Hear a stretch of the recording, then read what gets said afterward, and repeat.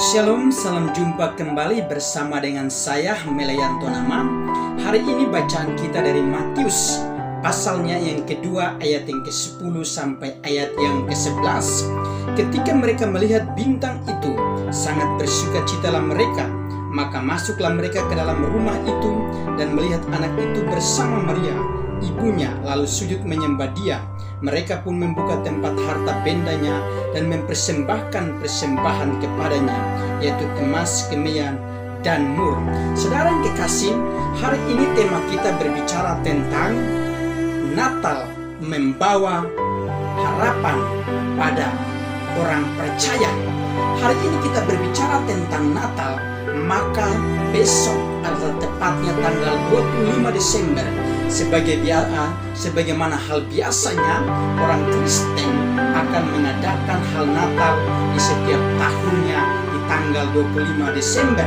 Nah, saudara dikasih, ketika kita berbicara tentang Natal, maka Natal itu berbicara tentang hubungan kita sebagai orang yang percaya dengan Tuhan, yaitu Yesus Kristus selaku Sang Juru Selamat yang memiliki Injil untuk bisa memberi pertumbuhan kepada iman kita, sehingga hubungan kita dengan Tuhan tetap memiliki sebuah dasar yang kuat.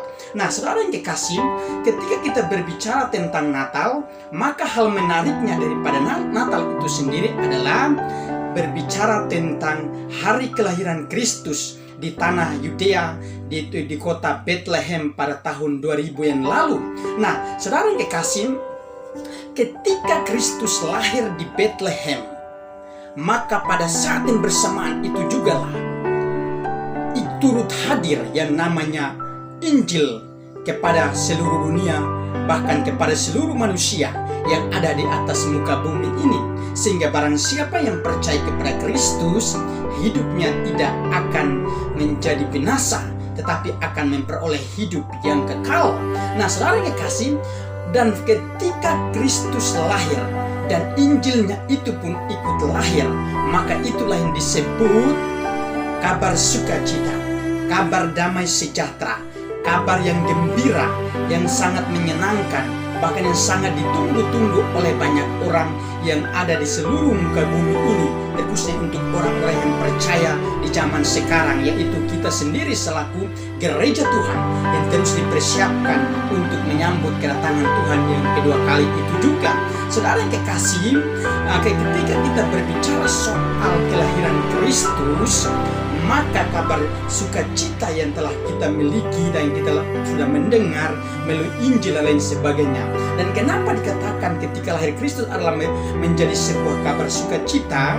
Sebab di dalam Alkitab sudah dijanjikan oleh Tuhan melalui perjanjian lama bahwa seorang raja damai sejahtera akan lahir ke dunia dengan tujuan dan maksudnya adalah untuk menyelamatkan setiap umat Tuhan yang telah berbuat dosa. Lalu terjadi sebuah tembok pemisah dalam hubungan antara manusia dengan Tuhan. Dan kenapa juga dikatakan kelahiran Kristus beserta Injilnya ketika hadir ke dunia merupakan kabar sukacita, kabar damai sejahtera, dan kabar yang sangat menggembirakan. Sebab Injil itu berbicara soal tentang pribadi Kristus, berbicara tentang sifat Kristus, dan berbicara tentang ketuhanan daripada Kristus itu. Sementara Injil langsung diberitakan sendiri oleh Kristus kepada seluruh dunia, dan kemudian Injil itu terus diberitakan oleh para rasul-rasul dan para hamba-hamba Tuhan sampai di hari ini menjadi kabar sukacita dan kabar yang gembira. Nah, saudara kasih sore yang tema kita untuk hari ini yaitu Natal memberi harapan pada orang percaya. Di dalam catatan saya ada 5 harapan yang kita bisa miliki daripada Natal atau kelahiran atau hadirnya Injil di waktu yang lalu, bahkan sampai saat ini kita bisa miliki dalam kehidupan kita. Saudara kekasih, hal pertama atau harapan yang pertama adalah harapan untuk hidup. Yohanes 1 ayat 1 sampai 4, di sana dikatakan bahwa pada mulanya adalah firman, dan firman itu bersama-sama dengan Allah, dan firman itu adalah Allah, dan firman telah menjadi manusia, yaitu Kristus itu sendiri yang telah lahir pada waktu yang lalu untuk kita sebagai orang yang percaya kepada Dia. Saudara yang kekasih, ketika kita berbicara tentang yang namanya harapan dari Natal atau dari kelahiran Kristus dan harinya Injil, sangat memberi harapan kepada setiap orang yang percaya kepada Kristus, yaitu bahwa hidup itu akan semakin bermakna, hidup itu akan semakin berarti, hidup ini akan semakin bernilai di hadapan Tuhan, dan bahkan Tuhan akan terus menyertai, memberkati dengan kebenaran firman-Nya untuk menjadi hidup yang berguna di hadapan manusia maupun di hadapan Tuhan itu sendiri. Dan saudara yang kekasih, kita tahu bahwa dasar atau sumber asalnya hidup itu yang pertama adalah datangnya daripada Kristus, dan hidup itu adalah terangnya manusia. Kita berbicara tentang hidup adalah terangnya manusia, maka Yesus sendiri menyatakan bahwa akulah terang dunia. Barang siapa yang percaya kepada Yesus, dia tidak akan berjalan di dalam kegelapan, dan kegelapan tidak akan menguasainya, sebab Tuhan yang memiliki terang itu lebih berkuasa daripada kegelapan dosa, lebih berkuasa dari kegelapan iblis dan segala kuasanya di dunia ini. Dan bahkan saudara yang kekasih, ketika kita berbicara tentang yang namanya hidup, maka hidup itu artinya bergerak, berbicara, bernafas, beraktivitas, dan semua itu adalah ciri-ciri daripada hidup itu. Tetapi saudara kasih, hidup ini akan menjadi sangat berguna, berarti bernilai di hadapan Tuhan ketika kita menjadikan hidup atau pusat dasar kehidupan kita atau pusat rasa kenyamanan hidup kita yang paling utama adalah di dalam Tuhan. Mengapa? Sebab di dalam Tuhan ada jaminan hidup kita untuk memiliki namanya damai sejahtera, memiliki kesembuhan, memiliki kesehatan yang baik, memiliki kehidupan ekonomi yang baik, memiliki kebebasan dan kemerdekaan daripada hal dosa yang terus memperbudak hidup kita. Untuk itu saudara yang kasih, masa depan hidup yang baik dan yang penuh dengan harapan selalu ada pada Kristus. Karena itu jadikanlah Kristus sebagai andalan dalam hidup kita, sebagai pusat rasa hidup kita, rasa aman hidup kita, rasa damai sejahtera hidup kita, rasa ketenangan hidup kita, sehingga segala kekhawatiran kita menjauhkan semuanya. Sebab ketika Kristus hadir dalam hidup kita, maka segala ketakutan, maka segala ketidakpercayaan yang kita miliki, keraguan-raguan atas kehidupan kita, akan semuanya Tuhan menggantikan dengan sebuah keyakinan iman yang pasti bahwa kita hidup adalah hidup yang tepat pada Tuhan yang tepat, yaitu Yesus Kristus. Saudara yang kekasih, untuk itu saya mau katakan kepada saudara sekalian, bahkan termasuk kepada saya, dimanapun kita berada, ketika kita mau pergi untuk merayakan hari Natal di gereja maupun di tempat persekutuan doa di mana kita berkumpul di setiap saatnya itu, bahkan ketika kita berkumpul di komunitas kekristenan kita untuk membahas tentang isi Alkitab, dimanapun kita berada, ingat saudara, tujuan kita datang untuk merayakan yang namanya Natal di tempat-tempat ibadah kita hanya adalah satu, datang untuk kita terus membina, membangun hubungan kita dengan Tuhan supaya menjadi semakin akrab, kita semakin dekat sama Tuhan. Sebab ingat saudara yang dikasih, suasana Natal, nuansa daripada kelahiran Kristus pada tahun 2000 yang lalu, beserta dengan hadirnya Injil yang berbicara tentang Kristus itu sendiri, adalah selalu membawa kita kepada hal-hal yang positif, selalu mengajarkan kita untuk melakukan namanya hidup yang baik, hidup yang penuh kasih, cinta damai, hidup dalam kerukunan, persatuan, dan kesatuan yang kuat. Dan Injil dan segala kelahiran Kristus dan suasana daripada Natal itu tidak pernah mengajarkan kita seorang kasih untuk bermusuhan, untuk melakukan perpecahan dalam hidup ini, peperangan, dan kejahatan-kejahatan lainnya. Tetapi yang pasti, Injil dan suasana Natal dan serta kelahiran daripada Kristus itu selalu berdampak adalah hal yang baik di dalam hidup kita, dan kasih adalah hal yang paling terbesar daripada Tuhan, adalah yang harus kita miliki untuk menjadi terang bagi segala bangsa yang ada di muka bumi ini. Hidup kita sebagai anak-anak Tuhan atau orang-orang percaya di zaman anugerah ini, tugas kita adalah untuk meneruskan hidup yang disebut terangnya manusia itu kepada seluruh dunia, bahkan terus meneruskan nuansa daripada Natal kepada orang lain yang ada di seluruh dunia yang belum percaya kepada Tuhan. Bahkan tugas utama kita adalah untuk pergi memberitakan Injil kepada seluruh dunia, sebab tujuan dari lahir Kristus juga salah satunya adalah untuk memperlengkapi kita sebagai orang yang percaya kepada Dia, dengan maksud memperlengkapi kita dengan kebenaran firman Tuhan, yaitu Injilnya itu. Sebab dengan Injil kita bisa pergi memberitakan tentang nama Kristus dan seluruh kelahirannya kepada dunia. Lalu banyak orang yang akan belum mengenal Dia, mereka bisa mendengar, menerima kabar sukacita itu, dan berbalik hidupnya, bertobat, mengaku dan percaya Yesus adalah satu-satunya Sang Juru Selamat di dalam kehidupan setiap manusia yang akan percaya kepada Dia. Itu hal yang pertama, saudara dikasih. Hal yang kedua atau harapan yang kedua adalah harapan untuk beriman. Roma 10 ayatnya yang ke-17 yang menyatakan demikian, bahwa iman bertumbuh daripada pendengaran, dan pendengaran oleh karena firman Tuhan atau Injil. Sementara pada Roma pasal 1 ayat yang ke-16 dan 17 berkata bahwa iman bertumbuh daripada Injil, dan Injil inilah yang memimpin iman untuk bisa menuju kepada apa yang dikehendaki oleh Tuhan di dalam kehidupan setiap orang percaya. Injil adalah kekuatan daripada Tuhan itu sendiri yang mampu untuk memimpin iman kita. Dan iman kita pun sampai hari ini sekalipun belum sempurna, tetapi kita harus mengakui, sebab perjalanan iman kita itu adalah selalu berliku-liku. Sebentar kita ada di posisi yang baik, sebentar kita ada di posisi yang tidak menyenangkan. Tetapi ingat, setiap langkah demi langkah daripada perjalanan iman kita, kita harus benar-benar yakin bahwa perjalanan kita dalam melalui iman kepada Yesus Kristus, tujuannya adalah untuk mencapai kehendak Tuhan, untuk mencapai apa maunya Tuhan dalam hidup kita, untuk menyatakan kepada dunia bahwa kita memiliki Tuhan yang benar, itu Yesus Kristus namanya, yang sudah lahir bagi kita dan yang sudah benar-benar memberikan iman kepada kita. Iman itu datangnya daripada Kristus, dan iman itu merupakan sebuah pemberian daripada Tuhan.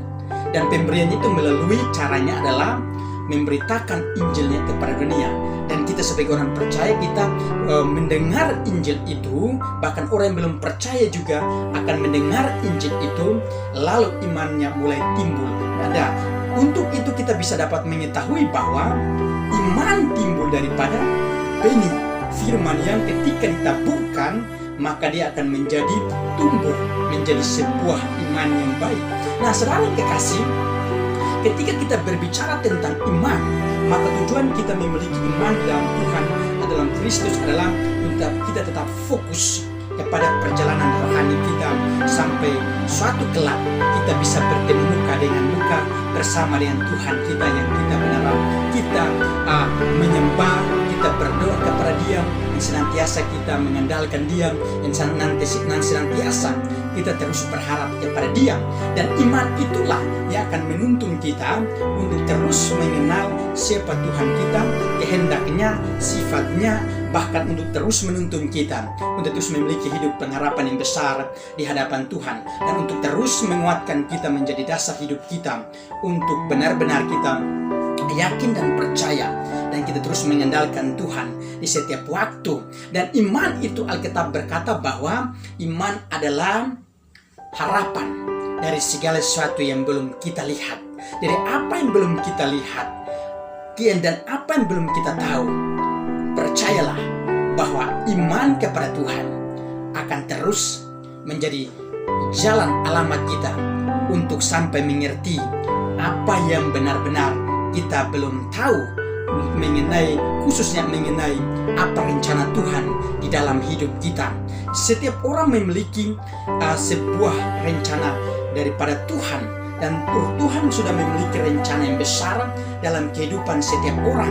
Tetapi untuk mencapai sebuah rencana daripada Tuhan itu, percayalah dan yakinlah bahwa iman yang kita miliki dalam hubungan dengan Tuhan tidak akan pernah salah dan tidak akan pernah gagal.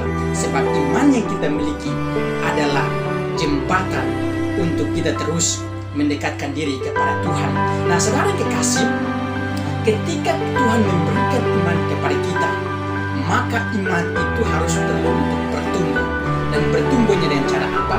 Alkitab berkata dengan cara membaca firman atau Injil, dan juga iman itu akan bertumbuh menjadi baik adalah dengan melalui setiap persoalan demi persoalan, tekanan demi tekanan hidup yang kita miliki akan membentuk iman kita untuk tetap kuat di dalam Tuhan.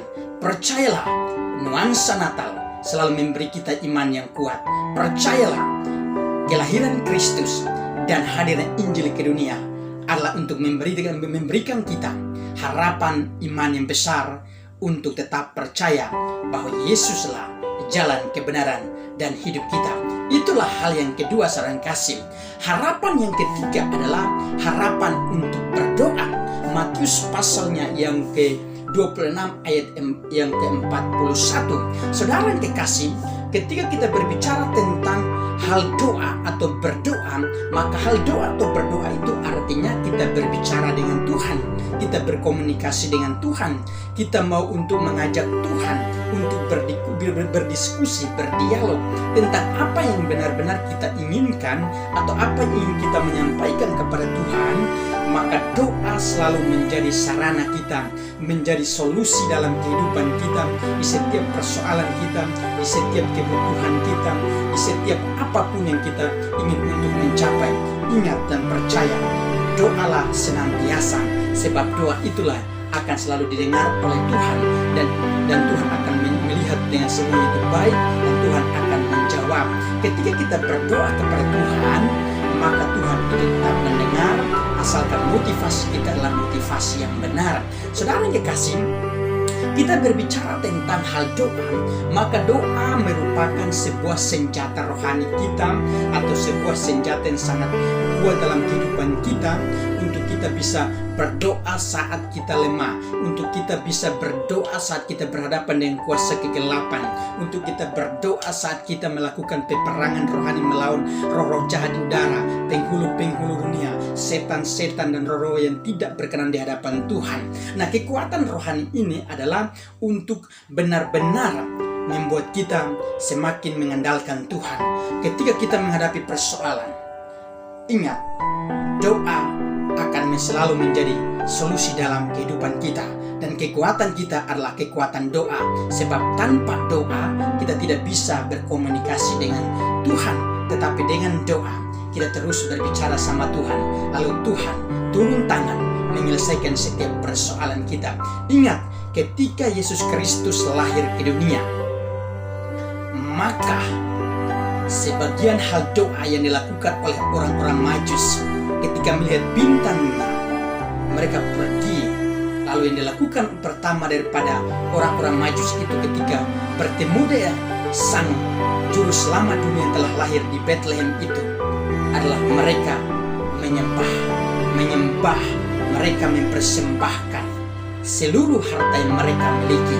Untuk itu saudara kasih, ketika kita berdoa dalam hal menyembah Tuhan dan dengan kita sangat yakin dan kita berdoa dengan iman, lalu kita mempersembahkan seluruh hidup kita sebagai persembahan yang harum, yang berkenan, yang kudus dan yang suci dan sesuai dengan kehendak Tuhan, maka segala doa kita yang penuh dengan keyakinan itu akan sangat berkuasa, akan sangat memiliki kekuatan yang besar yang sangat berpengaruh.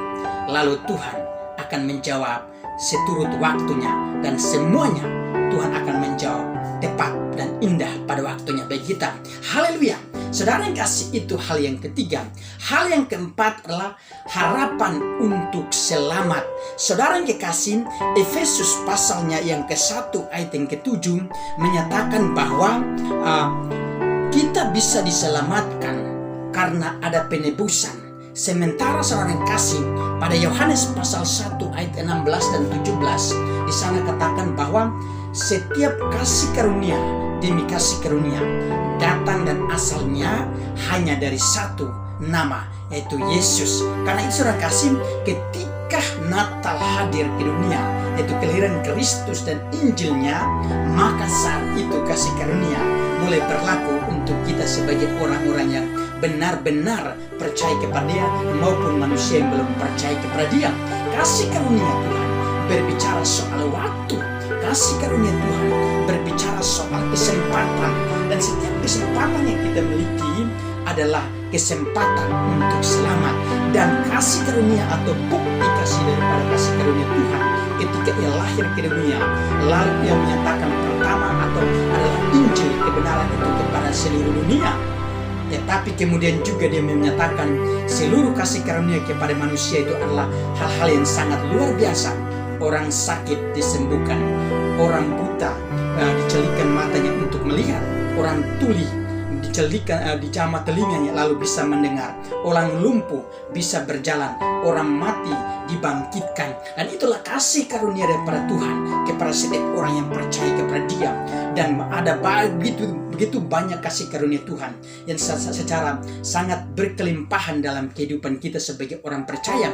Tapi sebagian kita sudah merasakan, sebagian kita belum tahu, tetapi semuanya ada dalam rahasia kehendak Tuhan. Sebab Tuhan yang bisa mengatur kasih karunia demi kasih karunia-Nya untuk diberikan kepada kita seturut dengan kehendaknya. Jadi ada yang Tuhan memberikan kasih karunia kepadanya atau dipercayakannya. Ada berbagai hal yang lebih banyak daripada orang lain, termasuk kita. Tuhan sudah mengatur bagian kita masing-masing. Karena ketika kita bisa memiliki kasih karunia dalam hidup ini, maka kita harus patut bersyukur senantiasa kepada Tuhan. Dan salah satu kasih karunia yang paling terbesar adalah nafas kehidupan kita ini. Ketika kita sampai hari ini, jika kita masih bisa bernafas, jika kita masih bisa melakukan apa yang benar-benar kita inginkan di setiap hari dengan baik dan dengan sampai dengan selamat, itu artinya bahwa Tuhan masih bisa memberikan kita kepercayaan itu setiap kesempatan untuk kita melakukan hidup ini dengan baik atau menjalani hidup ini dengan baik. Nah, saudara dikasih, ketika kita berbicara soal harapan untuk selamat, maka itu adalah tujuan. Jadi tujuan daripada kelahiran Kristus ke dunia adalah supaya manusia memperoleh hidup yang selamat dan tidak binasa. Dan kita bisa selamat itu karena kasih karunia. Dan keselamatan yang besar dalam kehidupan kita yang Tuhan karuniakan adalah pengampunan dosa, kemerdekaan hidup dari perbudakan dosa, pembebasan hidup dari segala kutuk dosa. Dan Tuhan yang penuh dengan kasih karunia adalah Tuhan sangat mencintai kita sebagai umatnya. Sekalipun ada begitu banyak kelemahan, ada ketidaksempurnaan hidup kita, ada kekurangan hidup kita, dan bahkan sekalipun kita selalu melakukan hal-hal dosa yang tidak sesuai dengan kehendak Tuhan, tetapi ingat, kedatangan Dia melalui lahir di Bethlehem pada tahun 2000 yang lalu bertujuan adalah untuk memberikan keselamatan, itu pembebasan kita dari segala dosa kita. Dan ketika Ia sebelum pulang ke surga, Ia harus menghadapi penderitaan dan disalib. Dan ketika di atas kayu salib, Ia berkata, "It is finished." Semua sudah selesai.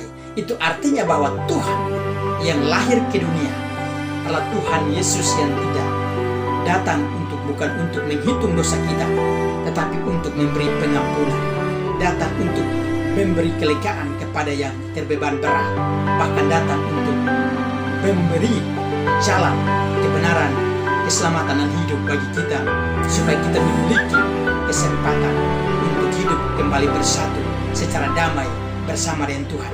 Tujuan Kristus lahir supaya kita hidup bersatu kembali dengan Tuhan, hidup dalam damai bersama dengan Tuhan senantiasa. Haleluya. Itu hal yang keempat. Hal yang terakhir, harapan untuk masuk surga. Saudara yang kekasih, Yohanes 3 ayat yang ke-16 berkata bahwa orang yang memasuk ke dalam surga, maka Tuhan sudah menyediakan jalannya, yaitu bahwa Tuhan Yesus berkata, "Akulah jalan, kebenaran dan hidup. Barang siapa yang percaya kepada Dia dia akan masuk ke dalam surga dan dia tidak akan binasa. Dengan kata lain, seorang yang percaya kepada Kristus akan memiliki hidup yang kekal. Nah, hidup yang kekal ini saudara kasih sudah dipersiapkan oleh Tuhan. Dan di Yohanes pasal 14 ayat 1 sampai ke 4 berkata bahwa di rumahnya Bapa di surga ada banyak tempat tinggal. Dan ketika Tuhan setelah lahir ke dunia, setelah menyelesaikan tugasnya dia memberitakan Injil, dan setelah mengampuni dosa manusia, menebus dosa dari manusia daripada dosa-dosanya, maka ketika ia bangkit dari antara orang mati, dan ketika ia sebelum pulang ke surga, ia menyatakan bahwa dia pulang ke rumah Bapa di surga adalah untuk menyediakan tempat tinggal bagi setiap orang yang percaya kepada dia. Dan pengorbanan Kristus adalah kasih karunia yang sangat besar dengan tujuan supaya kita bisa masuk ke dalam surga. Di rumahnya Tuhan atau Bapa di surga ada banyak tempat tinggal. Tetapi ingat, semua orang yang ingin untuk sampai kepada sana, jalannya cuma satu, hanya melalui Yesus sebagai jaminan untuk kita, atau sebagai jalan atau alamat yang tepat untuk kita bisa sampai kepada surga itu. Surga berbicara tempat, ya adalah tempat yang dimana semua orang sangat mengidamkan, menginginkan untuk sampai ke sana. Tetapi ingat, banyak orang yang dipanggil, sedikit yang dipilih.